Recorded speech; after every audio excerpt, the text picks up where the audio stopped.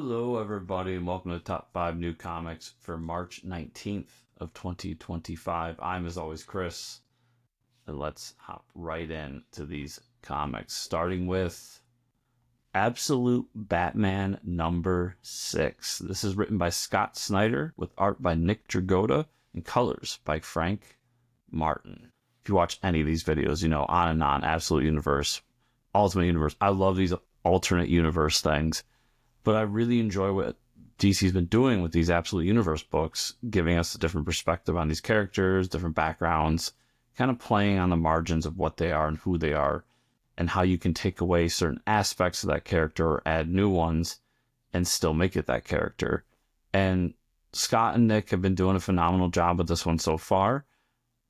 It's been interesting, to say the least. It still has that Scott Snyder balls to the wall Batman feel to it.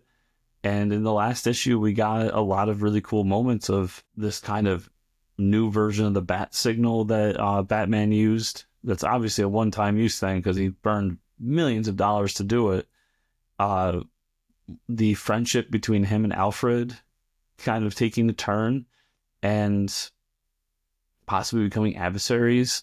And then just learning more about his mother being still alive, still around, her relationship with Gordon, all these things. And it seems like with this issue, we could possibly getting the conclusion to this first story arc, all about the party animals, the Black Mask, a little bit of insight into Bruce's father's death and how that affected him, and kind of the man he is in this current moment of the Absolute Universe sphere. It's been a great book. I think it's really one of those necessary DC books right now. All these Absolute books have been so far, and I'm just really excited to see what they got with it.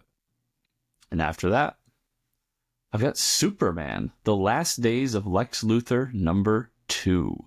This is written by Mark Waid, with art by Bryan Hitch, inks by Kevin Nowlan, colors by David Baron, and letters by Richard Starkings and Tyler Smith. I think it might be the first time I've seen 2 letters on a book, but interesting. If you don't know, the first issue of this book came out a long time ago. This was supposed to be a 3-issue Black Label book, all about the lengths that Superman will go through to save everybody.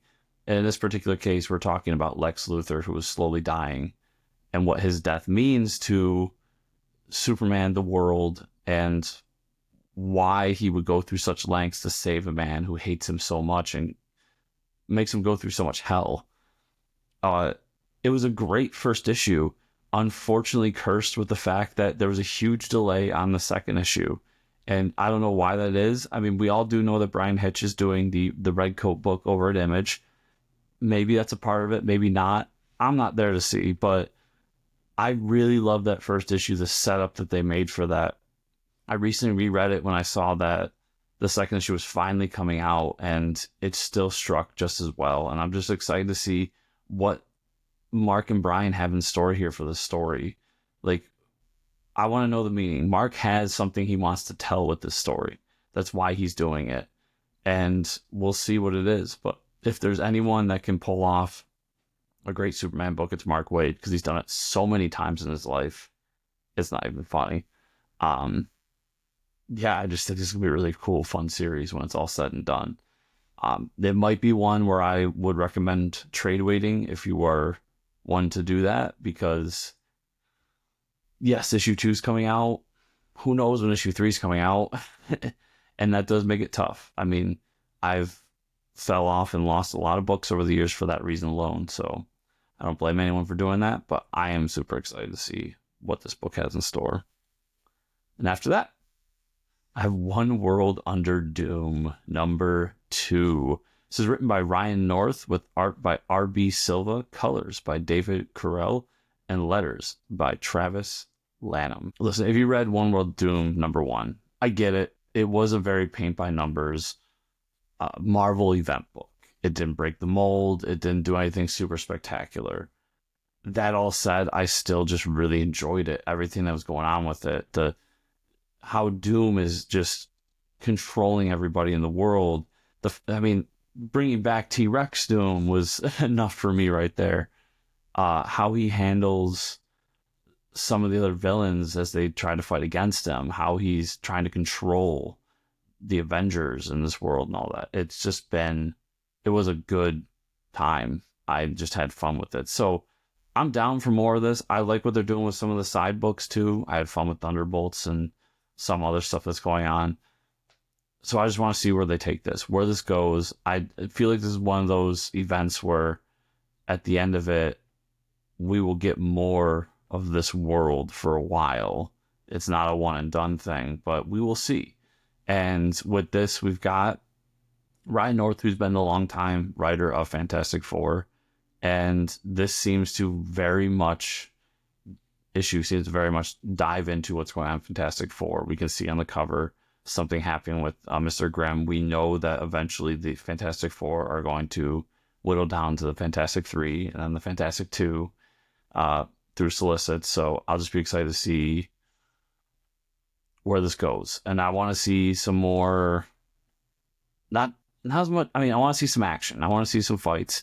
That is something that I expect to see in a book like this. But we're talking about a man who's trying to take over the world, who has successfully taken over the world at that.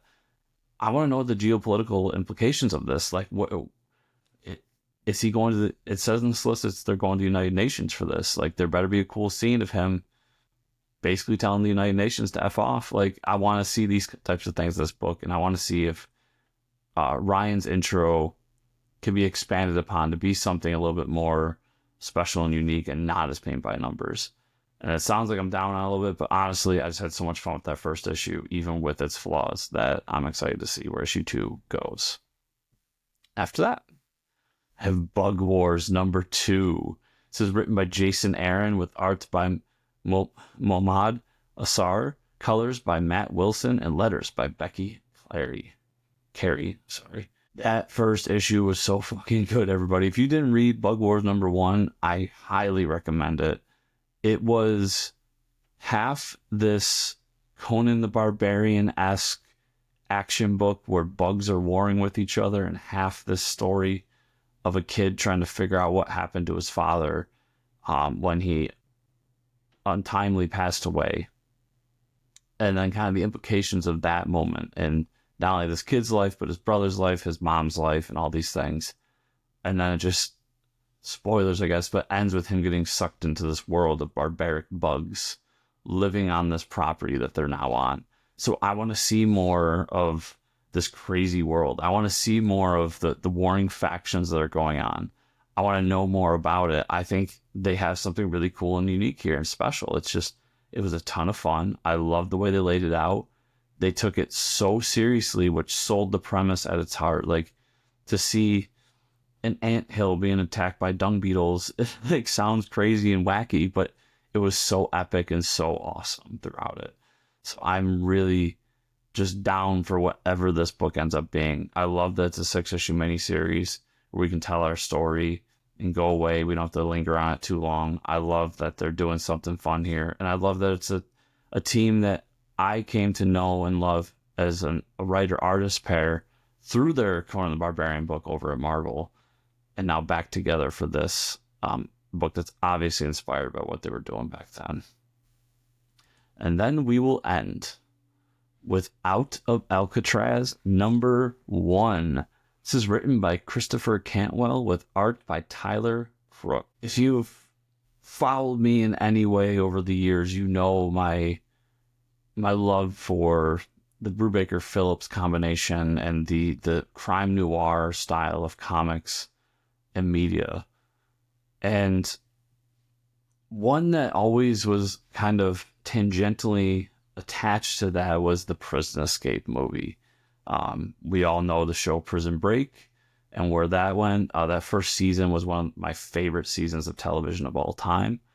And now we've got Cantwell and Crook coming together for this Prison Break book set in the 1960s, where two men are just trying to escape Alcatraz. That's all I needed to see that this book is going to be something I'm going to check out. I love the art that they got. Like Tyler Crook's art for this is just so perfect. The covers that they're using for the book are just so nostalgically 60s, 70s Prison Break movies. Everything they have going on here looks super special and super just like a good time.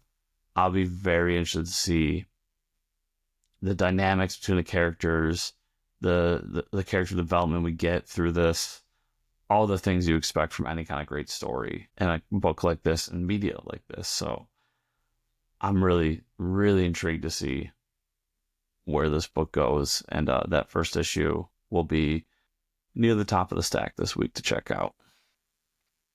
So everybody, thank you so much for watching this week. Remember, if you want to support me further, check out chriscomicscorner.substack.com.